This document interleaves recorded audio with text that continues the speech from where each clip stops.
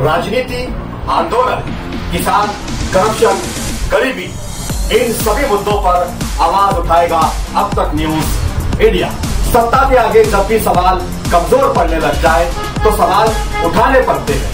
बोल के लफ्ज आजाद है तेरे, बोल के सच जिंदा है अब तक। व्यासपीठावर बसलेले माझे मित्र नाना, आपल्या उद्याच्या खासदार शोभाताई, व्यासपीठावरील सर्वच मान्यवर आणि जमलेल्या माझ्या देशभक्त बांधवांनो, भगिनींनो आणि मातांनो, शोभाताई, तुम्ही योग्य वेळेला उमेदवारी घेतलेली आहात. कारण आता 10 वर्ष ज्यांना निवडून दिलं होतं त्यांचा नाकर्तेपणा धुळेकरांनी पाहिलेला आहे. पाहिलं की नाही रे? जरा मोठ्याने बोला ना.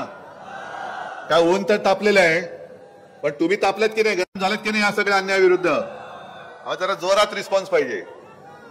आणि तसं पाहिलं तर समोरून जे निवडून आलेले आहेत ते तसे पहिले आमच्याकडेच होते.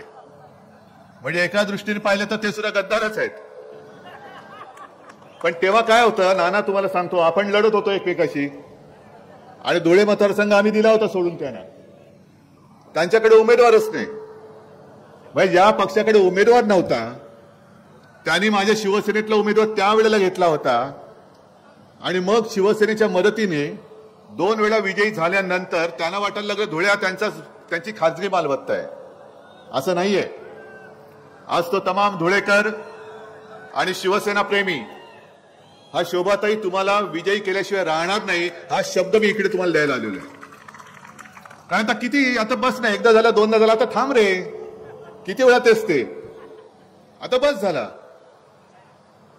महत्वाचा मुद्दा काय की आज तिकडे नगरमध्ये आपल्या पंतप्रधानांची सभा झाली आणि त्यांनी आपलं नेहमीप्रमाणे, आता एकतर काय झालेलं आहे, यांच्या सगळ्या भाजपावरती कोणी आईवडिलांनी संस्कार केलेत की नाही हा प्रश्न आता देशाला पडलाय. वेडवाकडे काही बोलतायत, म्हणजे अगदी खालच्या पातळीवरती जाऊन बोलतायत. हेच ते पंतप्रधान, मला लाज वाटते की गेल्या वेळेला त्यांच्यासाठी आम्ही मतं मागितली होती. गेल्या 19 साली किंवा 14 साली मला वाटतं मनमोहनजी पंतप्रधान होते त्याच्या आधी, तेव्हा मोदीजीच बोलले होते की मनमोहन सिंग रेनकोट घालून आंघोळ करतात. ते कधी पाहायला गेले होते? असं चोरून बघायची सवय जुनी आहे त्यांची, नवी काही नाहीये. मग त्याच्यानंतर आता पवार साहेबांना बोलले भटकती आत्मा. अहो मोदी साहेब, तुम्ही कुठून आलात, तिथल्या मातीचे संस्कार आम्हाला माहित नाही, पण आमच्या या शिवछत्रपतींची आणि जिजाऊची ही महाराष्ट्राची पवित्र माती आहे. या मातीमध्ये असे संस्कार आम्ही कधी आमच्या मुलांना करत नाही, आम्ही नाही करत. आणि या धुळ्यामध्ये तुमच्याकडे पाणी वगैरे येतं का नीट? बरं, 1 दिवसाआड येत असेल ना? 2 दिवसाआड, 3, 4, 5, 6, 7, 8. मग 8 दिवसानंतर तुम्हाला हे पाणी देतात. मग आता 5 वर्षानंतर आल्यानंतर यानं तुम्ही पाणी पाजणार की नाही? यांना पराभव काय असतो त्याचं पाणी चाखवा जरा. केंद्रामध्ये बसले होते, मंत्री म्हणून बसले होते, आज धुळ्याची पूर्ण धुळदाण झालेली आहे. मी जळगावमधनं येताना हेलिकॉप्टरने आलो, म्हणजे मोदीजींच्या भाषेत मग हेलिकॉप्टर से बाय रोड आ गया, असं ते बोललेत.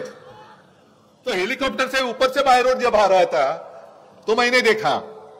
संपूर्ण धुळं हे रखरखीत झालेलं आहे. आणि कदाचित येत्या काही वर्षामध्ये धुळ्याचा फार मोठा भाग त्या भागाचा वाळवंट होते की काय अशी भीती निर्माण झालेली आहे. वाळवंट. धुळेकरांचे कोणते प्रश्न सोडवलेत? इथे शेतकरी आलेत की नाही? कांद्याचे किती आहेत शेतकरी, कांदावाले? तुम्ही आनंदी आहात? निर्यात बंदी वगैरे कशी छान चालू आहे. अजूनही हे निर्लज्ज निवडणुका आल्यात. माझ्या महाराष्ट्रातल्या शेतकऱ्यांची कांद्याची निर्यात बंदी नाही उठवत, गुजरातच्या शेतकऱ्यांची कांदा निर्यात बंदी त्यांनी उठवून टाकली. तर गुजरात आणि महाराष्ट्राच्या मध्ये तुम्ही भेदभाव काय करता? महाराष्ट्राने मोदीजी तुम्हाला गेल्या 2 वेळेला 40 पेक्षा अधिक खासदार निवडून दिले होते म्हणून तुम्ही दिल्ली पाहिली होती. या वेळेला महाराष्ट्र तुम्हाला दिल्लीपर्यंत पोहोचू देणार नाही. माझी तर तुम्हाला सगळ्यांना विनंती आहे, दरवेळेला मला विचारतात, नाना तुम्हाला विचारत असतील काय काय होणार काय होणार, कसलं काय होणार? नाही, तुमची महाविकास आघाडी किती जागा जिंकणार? म्हटलं आम्ही 48 लढवतो आणि 48च्या 48 आम्ही जिंकणार. का नाही जिंकायची? मोदीजी आज तिकडे जे बोलले की 4 जूनला आमची एक्सपायरी डेट आहे. अहो, तुमचा बुरशी आलेला माल आजपर्यंत लोकांनी पाहिलाय, तो 4 जूनला आम्ही फेकून देणार आहोत कैराच्या टोपलीमध्ये. हे तुमचं सगळं बुरसटलेलं गोमूत्रधारी हे ह्याची घाण लोक नकोय आम्हाला. तुम्हाला एवढ्यासाठी सांगतो की शोभाताई, तुम्ही खासदार म्हणून तिकडे आम्हाला का पाहिजे आहात? तर संविधानाचं रक्षण तर केलंच पाहिजे. ज्या डॉक्टर बाबासाहेब आंबेडकर एक साऱ्या गरीब दलित कुटुंबात जन्माला आलेला मुलगा हा एवढा बुद्धिमान कसा काय होऊ शकतो? आणि त्यांनी लिहिलेली घटना ही या बुरसटलेल्या गोमूत्रधाऱ्यांना आता ओझवायला लागलेली आहे की अरे त्या दलित माणसांनी लिहिलेली घटना आम्ही काय म्हणून पाळायची? म्हणून यांना 400 पार खासदार करून ती डॉक्टर बाबासाहेब आंबेडकर या महामानवाने लिहिलेली घटना ही यानं बदलून टाकायची. शोभाताई, तुम्हाला त्या घटनेचं रक्षण करावं लागेल. ही सगळी जनता तुम्हाला निवडून देणार आहे. पहिला प्रथम त्या घटनेचं रक्षण करायला तुम्हाला निवडून देणार आहे. दुसरं जे त्या निर्मला सीतारामन काय त्यांचं नाव सीतारामन त्या बाई ज्या बोलल्या की या देशात 4 जाती आहेत, महिला, गरीब, शेतकरी आणि युवा. ठीक आहे ना, शेतकरी इकडे बसलाय, कांदा निर्यात बंदी तुम्ही अडवलंय, सोयाबीनला भाव देत आहेत, कापसाला भाव देत आहेत. आणि मी तुम्हाला उघड प्रश्न विचारतो की आपलं महाविकास आघाडीचं सरकार जेव्हा राज्यामध्ये होतं तेव्हा कापसाला भाव आज मिळतो त्याच्यापेक्षा जास्त होता का कमी होता? सोयाबीनला भाव जास्त होता का कमी होता? मग गद्दारी केली ती फक्त माझ्याशी नाही केली, शिवसेनेशी नाही, गद्दारी तुमच्या बरोबर केलेली आहे, शेतकऱ्यांशी केलेली आहे, गद्दारी संपूर्ण महाराष्ट्राशी केलेली आहे. महाराष्ट्रामध्ये येणारे सगळे उद्योग हे सगळे ते गुजरातला घेऊन गेले. आणि जा त्या 2 वेळा तुम्ही ज्यांना खासदार म्हणून आपण निवडून दिलं त्यांना विचारा की इथली MIDC ओस का पडलेली आहे, का नाही आले उद्योगधंदे? म्हणजे तुम्ही एकतर महिलेचं रक्षण करत नाहीत, ते सुधीर मुनगट्टीवार एवढ्या नीच आणि बिभत्सपणाने म्हणजे त्यांच्या आई वडिलांचे संस्कार आहेत. मोदीजींच्या व्यासपीठावरती ते बोललेत बहीण भावाच्या नात्याबद्दल, मी ते शब्द उच्चारू सुद्धा शकत नाही, एवढ्या बिभत्सपणाने आणि विकृतपणाने मुनगट्टीवार बसलेत तिकडे आमचे सांस्कृतिक मंत्री. ही संस्कृती महाराष्ट्राची. मुद्दा म्हणून तुम्ही बघा ते काय बोललेत बहीण भावाच्या नात्यावरती. बहीण भावाच्या पवित्र नात्याला सुद्धा तुम्ही बदनाम करताय. अरे तुम्ही भाजपवाले, तुम्ही आम्हाला काय हिंदुत्व शिकवता? तुम्हाला बहीण भावाचं नातं नाही माहीत आणि तुमच्याकडनं आम्ही हिंदुत्व शिकायचं? मोदींच्या हातामध्ये म्हणे देश सुरक्षित आहे. अहो, देशातल्या महिला सुरक्षित नाहीयेत. तिथल्या त्या क्रीडापटू, महिला क्रीडापटू त्या तिकडे बसल्या होत्या आंदोलनाला, त्यांच्याकडे तुम्हाला बघायला वेळ नाही. मणिपूर मधल्या महिलांची धिंड काढल्यानंतर ना गृहमंत्री तिकडे जात, ना प्रधानमंत्री तिकडे जात. आणि आता काल परवाकडे घडलेली घटना आहे ती कर्नाटकमध्ये, बघितलं का तुम्ही व्हिडिओ? तो काय नाव? रेवण्णा, प्रज्वल रेवण्णा. म्हणजे मोदींनी जाहीर सभेत सांगितलं या रेवण्णाला मत म्हणजे मला मत. मग त्यांनी केलेले गुन्हे हे तुमच्या माथी मारायचे की नाही मारायचे? मारले पाहिजेत ना. पण तो रेवण्णा आज फरार झालेला आहे. म्हणजे इकडे साध्या साध्या शिवसैनिकांच्या घरी, काँग्रेस कार्यकर्त्याच्या घरी, राष्ट्रवादीच्या कार्यकर्त्याच्या घरी तुम्ही रात्री अपरात्री पोलीस पाठवतात. अजूनही दमदाटी सुरू आहे. एकतर भाजपात आहे, मिंध्याकडे जा नाही तर तुरुंगात जा. अरे 4 जून पर्यंत थांबा जरा. 5 जून जेव्हा उजाडेल तेव्हा आमचं सरकार तिकडे दिल्लीत आलेलं असेल. मग तुम्ही कोणत्याही बिळात लपा, अगदी सुरतच्या बिळामध्ये जरी लपलात तर ती बिळं खडून काढून तुमच्या शेपट्यात धरून तुम्हाला आम्ही उलट लटकवल्याशिवाय राहणार नाही. पण तो प्रज्वल रेवण्णा आज पळून गेलेला आहे. मोदी सरकार तर येत नाहीच. हे बुरसटलेलं सरकार, थापेबाज सरकार परत येत नाही, येऊ द्यायचं नाही. पण जर का हे सरकार पुन्हा आलं तर तो प्रज्वल रेवण्णा आज पळून गेलेला आहे. थांब रे बाबा, एक आवाज येतोय, बस झालं जरा थांब.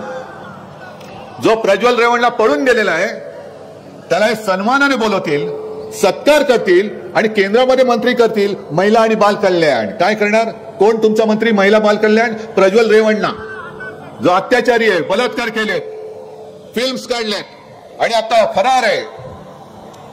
आपलं सरकार आल्यानंतर हा प्रज्वल रेवण्णा कुठे जरी असला तरी खेचत आणून मोदीजी तुमच्या गळ्यामध्ये त्याची जबाबदारी आम्ही बांधल्याशिवाय राहणार नाही. कारण तुम्ही त्याला मत म्हणजे तुम्हाला मताचं सांगितलेलं आहात. अजून त्याच्याबद्दल काय बोलत नाही आहात, शेतकऱ्याबद्दल काय बोलत नाहीत, रोजगाराचा पत्ता नाहीये. पण एक वचन मी तुम्हाला देतोय, आपल्या इंडिया आघाडीचं सरकार येणार म्हणजे येणारच. आणि नाना तुम्ही काँग्रेसच्या म्हणजे आपल्या सगळ्यात मोठ्या पार्टनरचे प्रदेशाध्यक्ष आहात. तुमच्या समोर मी जनतेला वचन देतोय, आपलं इंडिया आघाडीचं सरकार दिल्लीत आल्यानंतर आपण आपल्या महाराष्ट्राचं यांनी लुटलेलं वैभव हे पुन्हा महाराष्ट्रात आणल्याशिवाय राहायचं नाही.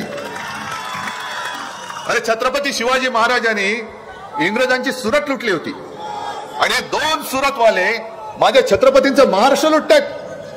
त्याला काय वाटतं की महाराष्ट्रामध्ये कोणी आता मर्द राहिलेले नाहीत? सगळे काय मोदी भक्त झालेत, अंधभक्त झालेत? हा महाराष्ट्र जागा आहे आणि महाराष्ट्राच्या मातीमधला पराक्रम आज सुद्धा शिल्लक आहे. मोदीजी, या महाराष्ट्राची जी संस्कृती आहे आम्ही प्रेमाने जरूर आलिंगन देऊ, पण कोणी जर का आमच्या पाठीत वार केला तर मात्र महाराष्ट्र वाघनात काढल्याशिवाय राहत नाही. हा या मातीचा गुण आहे. आणि म्हणून जास्त मोठं भाषण मी काय करणार नाही, पण तुम्ही सगळ्यांनी ठरवलंय की नाही ठरवलंय? ठरवलंय की नाही? अरे जोरात तरी बोला, काय ठरवलंय? काय ठरवलंय? यावेळेला कोणाला निवडून देणार? शोभाताई. आणि निशाणी काय? बरोबर आहे, हा पंजा आता असा मजबूत. या भ्रष्ट आणि फेकाड्या सरकारला एक अशी थापड मारली पाहिजे की समोर त्यांचा जो उमेदवार आहे त्याचं डिपॉझिट जप्त झालं पाहिजे. आणि ती जप्त करण्याची ताकद ही तुमच्यामध्ये आहे. 2 वेळा ते जरी निवडून आले असले तरी सुद्धा केवळ तुम्ही एका बोटाने त्यांचे 12 वाजवू शकता. फक्त एक बोट. हे सगळे मस्ती आता दाखवत असतील, केंद्रीय यंत्रणांची मस्ती दाखवत असतील, पण तुमचं एक बोट या हुकुमशहाला दाडून टाकण्यासाठी समर्थ आहे. आणि आमच्याकडे तर अख्खा हाताचा पंजा आहे. किती बोट पाहिजे? सगळी मतच मत आहेत. म्हणून एकदम मजबूतीने वज्रमुठ आवडून आपल्या शोभाताई हक्काच्या खासदार यांना प्रचंड बहुमताने निवडून देऊन दिल्लीमध्ये पाठवा ही एक विनंती करतो आणि आपली रजा घेतो. जय हिंद, जय महाराष्ट्र.